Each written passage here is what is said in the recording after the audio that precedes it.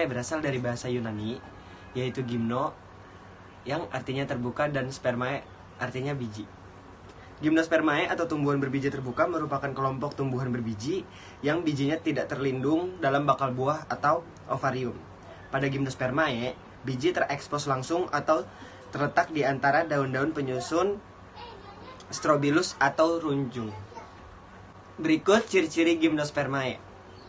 Memiliki akar, batang, dan daun sejati. Daunnya lebih sempit dan juga kaku. Bakal biji tidak mendapatkan perlindungan dari daun buah. Mengasprofil yang berupa sisik menjadi pendukung bakal biji yang terkumpul di dalam satu strobilus. Tidak memiliki bunga sejati dan mahkota bunga. Bakal biji berada di luar sehingga tidak dapat dilindungi oleh daun buah. Pada saat reproduksi terjadi pembuahan tunggal, berakar tunggang, dan tumbuhan heterospora dapat menghasilkan 2 jenis spora. Selanjutnya adalah siklus hidup tumbuhan gimnospermae. Jadi siklus hidup tumbuhan gimnospermae itu dibagi menjadi 2 tahapan, yaitu tahapan sporopit dan tahapan gametofit. Tahapan sporopit yaitu pada strobilus jantan terdapat mikrosporangium atau ruang-ruang spora. Di dalam ruang-ruang spora ini terdapat sporangia. Di dalam sporangia, sel-sel akan mengalami pembelahan meiosis dan akan membentuk mikrospora atau spora jantan. Kemudian mikrospora akan membentuk serbuk sari. Sedangkan pada strobilus betina yang tersusun dari banyaknya megasporofil. Megasporofil ini biasa disebut sebagai daun penghasil megaspora. Di dalam setiap megasporofil terdapat megasporangium. Di dalam megasporangium, sel-sel akan mengalami pembelahan meiosis dan akan membentuk megaspora. Lanjut ke tahap gametofit. Tahap gametofit ini di mana mikrospora akan membentuk gamet jantan dan megaspora akan membentuk gamet betina. Kemudian akan mengalami proses fertilisasi dan akan berkembang menjadi zigot. Zigot ini akan berubah menjadi embrio. Embrio akan dilapisi oleh kulit biji, kemudian jaringan nutrisi, dan akan berubah atau berkembang menjadi biji. Biji lalu berkecambah, kemudian akan tumbuh menjadi tumbuhan gimnospermae. Tumbuhan gimnospermae itu diklasifikasikan menjadi beberapa divisi. Ada beberapa divisi yang sudah punah dan ada yang masih bertahan. Contohnya yang sudah punah itu ada Benetophyta, Chordaitophyta, Pteridospermophyta. Dan yang masih bertahan sampai saat ini ada Pinophyta. Contohnya itu ada tanaman runjung. Ada juga Gingophyta atau tanaman ginggo. Terus ada Kikadophyta, contohnya itu pakai saji dan kerabat-kerabatnya. Ada juga Genetophyta, contohnya itu ada melinjo dan kerabat-kerabatnya. Pinophyta, tumbuhan runjung atau konifer adalah sekelompok tumbuhan berbiji terbuka atau gimnospermae yang memiliki runjung sebagai organ pembawa biji. Tumbuhan ini biasanya ada di daerah yang beriklim sedang. Karena daunnya itu yang sempit, dia itu bisa bertahan di suhu yang rendah. Suhu rendah yang menjadi ciri khas daerah tersebut. Di daerah tropika ada beberapa yang tumbuh secara alami. Biasanya tuh yang di pegunungan yang memiliki udara yang sejuk. Di Indonesia itu ada beberapa tumbuhan jenis ini, kayak seperti tusam, seperti sejumlah Araucaria, seperti damar dan damar laki-laki. Pinophyta adalah tumbuhan berbentuk pohon dengan tinggi 30-50 meter. Batangnya bercabang-cabang dengan tunas yang pendek.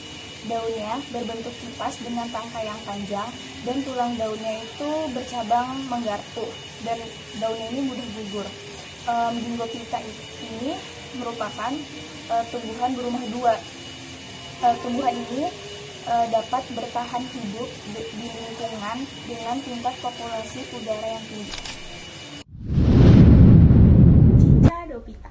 Tumbuhan ini disebut juga palem sagu karena bentuk fisik tubuhnya yang mirip dengan palem, tetapi bukan golongan palem sejati. Cicadophyta memiliki batang pendek dan tidak bercabang dengan pertumbuhan yang sangat lambat. Cicadophyta memiliki daun majemuk dengan helaian daun menyirip.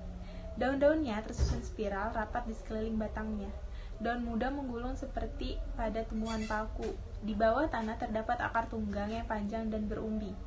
Pada batang dekat pangkal air tumbuh tunas atau calon individu baru, yang merupakan cara perkembangbiakan vegetatif. Cicadophyta termasuk tumbuhan berumah dua atau diesis karena mikrospora dan megaspora dihasilkan oleh tumbuhan yang berbeda. Mikrospora dihasilkan oleh tumbuhan jantan, sedangkan makrospora dihasilkan oleh tumbuhan betina. Cicadophyta tumbuhan di daerah tropis dan subtropis. Genetophyta. Genetinae merupakan tumbuhan berbentuk pohon atau liana dengan batang bercabang atau tidak bercabang. Genetinae memiliki daun tunggal berbentuk lembaran dengan susunan daun berhadapan dan tulang daun menyirip. Strobilus tidak berbentuk kerucut. Genetinae merupakan tumbuhan berumah dua atau berkelamin tunggal. Selanjutnya, yuk kita bahas tentang reproduksi pada tumbuhan Gymnospermae. Tumbuhan Gymnospermae tidak memiliki bunga seperti halnya tumbuhan Angiospermae. Tumbuhan ini melakukan reproduksi dengan dua cara, yaitu dengan cara generatif dan juga dengan cara vegetatif. Kita bahas dulu reproduksi secara generatifnya. Tumbuhan Gymnospermae memiliki alat reproduksi seksual yang dilindungi oleh sisik. Nah, alat reproduksi ini namanya strobilus atau randu. Strobilus ini ada dua macam, yaitu strobilus jantan dan juga strobilus betina. Pada strobilus jantan terdapat mikrosporangium atau ruang spora. Di dalam mikrosporangium, sel-sel akan mengalami pembelahan secara meiosis dan menghasilkan mikrospora.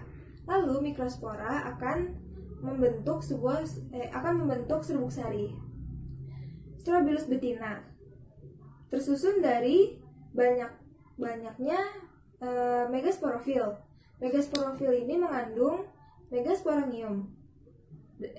Di dalam megasporangium, sel-sel akan mengalami pembelahan secara meiosis dan menghasilkan megaspora.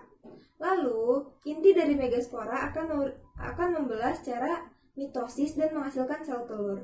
Sedangkan inti dari mikrospora akan mengalami pembelahan secara mitosis dan menghasilkan spermatozoid. Nah, lalu sel telur akan bertemu dengan sel sperma dan melakukan pembuahan hingga menjadi zigot.